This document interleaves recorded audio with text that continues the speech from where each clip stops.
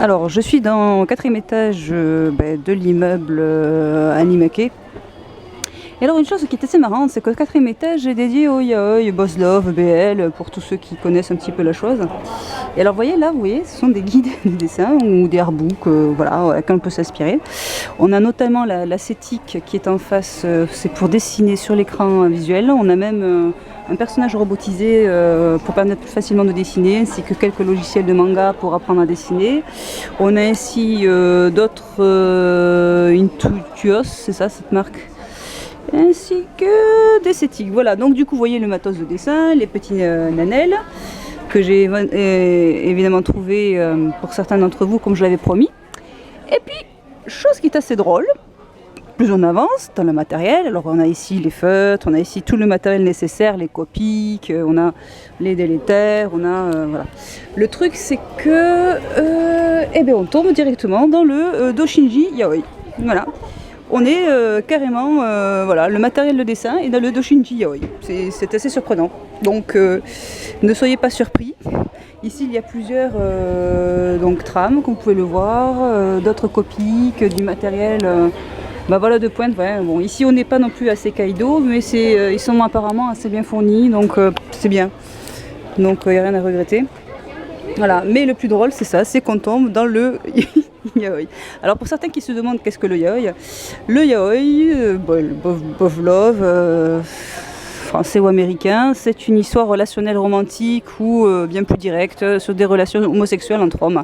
Donc on peut trouver effectivement toutes sortes d'histoires originales ou bien dans ce cas des histoires qui sont prises de séries connues. Et on les met à la sauce de l'auteur, ça veut dire que on va essayer de reprendre les mêmes éléments tout en dessinant de son propre style.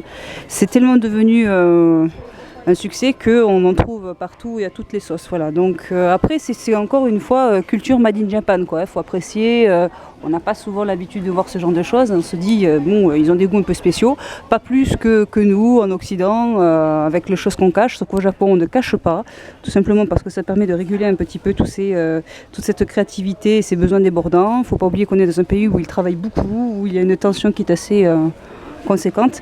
Et donc de ce fait, on se fait plaisir et comme c'est de notoriété de pouvoir un petit peu évacuer, comme le soir on va dans un bar ou à alcool, de lire un beau yaoi et c'est un moment de partage. Beaucoup de japonaises apprécient différentes histoires. Donc voilà, donc tout est possible dans la yaoi, hein. On a le romantique, on a aussi le yaoi littéraire. Donc In This World, notamment, dont le premier volume était sorti en France, qui a eu un sacré succès. J'attendais le deuxième avec impatience, et le voilà, je sais qu'il va sortir. Ça peut être du simple dessin, personnellement moi c'est ce que j'aime beaucoup moins parce que c'est pas très recherché. Je préfère une histoire dont il y a au moins un scénario pour pouvoir expliquer un petit peu la chose, quoi. Mais on reste quand même dans le romantique puisque c'est quand même une histoire d'amour. Il faut savoir aussi qu'au Japon, les relations homosexuelles hommes sont beaucoup plus tolérées que les relations homosexuelles femmes.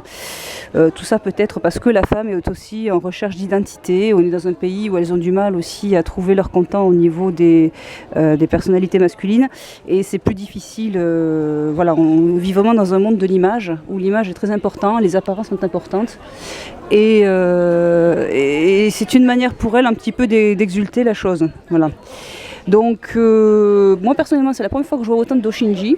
Je ne pensais pas trouver du BL à ce niveau-là. Maintenant ici à Ikebukuro il y a beaucoup plus de choses apparemment que à Kebara qui est aussi un quartier un peu plus otaku, on va dire, voilà, si c'est un peu plus péjoratif. Et pour beaucoup d'entre vous qui connaissent un petit peu la tendance, pour ceux qui ne la connaissent pas, voilà, je vous la fais découvrir. Parce qu'elle fait quand même partie de leur culture, faut dire les choses telles qu'elles sont. Donc pour nous, ce n'est pas simplement quelques titres, pour eux c'est carrément une institution, quoi. Hein, voilà. Sachant que le seul problème c'est qu'en France il y a trop de mineurs à mon goût qui y ont accès trop jeunes. Il n'y a pas encore de législation qui ont été créées par rapport à ça. Ça veut dire qu'il n'y a pas vraiment d'interdictions qui ont été créées.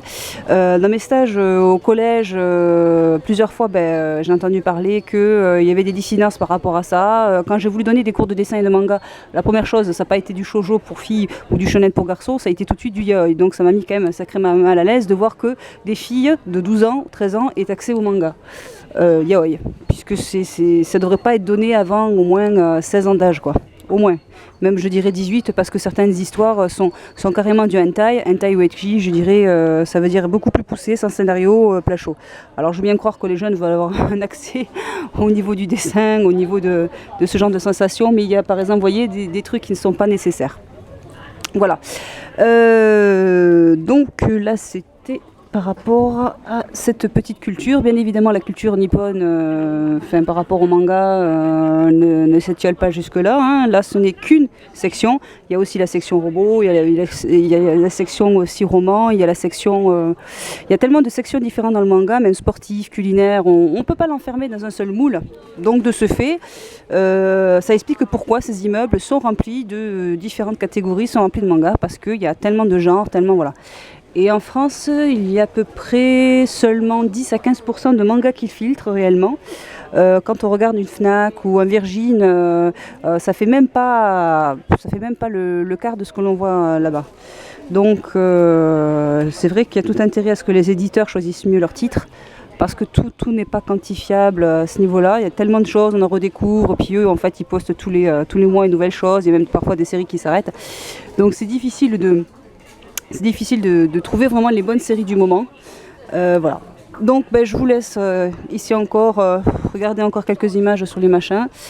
Et moi je vais continuer ma visite parce qu'elle est loin d'être finie. Et cette ville tentaculaire ne m'étonnera jamais assez. Voilà.